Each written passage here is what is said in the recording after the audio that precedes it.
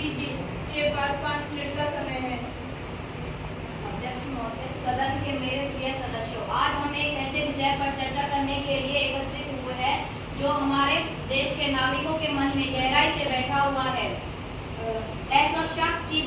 असुरक्षा चाहे वह आर्थिक हो या सामाजिक हो या व्यक्तिगत हो, एक गंभीर विषय है। भारत एक मजबूत और विकसित राष्ट्र है और हम लगातार अपनी सुरक्षा व्यवस्था को बेहतर बना रहे हैं। हमारी सरकार ने नागरिकों की सुरक्षा सुनिश्चित कराने के लिए कई सख्त कानून और योजनाएं लागू की है।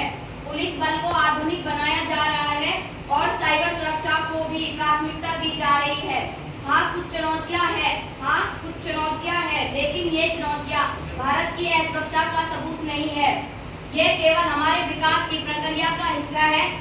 असुरक्षा की भावना अक्सर गलत सूचना और राजनीतिक स्वार्थों द्वारा फैलाई जाती है। हमें इस भावना से ऊपर उठकर हमारे देश की वास्तविक ताकत और एकजुटता को देखना चाहिए। भारत एक सुरक्षित देश है और रहेगा। भारत एक सुरक्षित देश है और रहेगा। हमारी सरकार जनता की सुरक्षा और कल्याण के लिए प्रतिबद्ध है। धन्यवाद अध्यक्ष महोदय। अब विपक्ष के नेता से अनुरोध करती हूँ कि वे अपने विचार रखें। धन्यवाद अध्यक्ष महोदय। अध्यक्ष महोदय, जमीनी हकीकत सरकार की कई बातों से मेल नहीं खाती। अपराध दर बढ़ी। यह सच है कि हमारे देश में असुरक्षा की भावना है। अपराध दर बढ़ी है, खासकर बच्चों और महिलाओं के लिए। सोशल मीडिया पर फैलती नफरत और गलत जानकारियों ने समाज में दरारें पैदा कर दी है।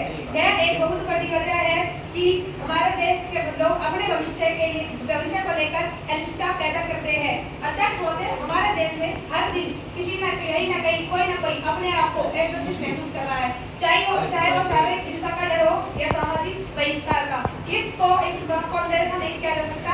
हमें यह फैसला करना होगा कि हमारे समाज के कुछ वर्गों में अभी भी असुरक्षा और डर का माहौल मौजूद है। हम ये नहीं कह रहे अध्यक्ष महोदय कि हमारा देश पूरी तरह से असुरक्षित है, परंतु हम ये मानते हैं कि हमारे देश के कुछ वर्गों में अभी भी असुरक्षा की भावनाएं मौजूद है। हमारे पास आए हुए आंकड़े दर्शाते हैं कि देश में अपराधों में वृद्धि हुई है, बेरोजगारी अपने चरम पर है और महंगाई ने तो आम जनता की कमर तोड़ दी है। मैं सरकार से सिर्फ यह प्रार्थना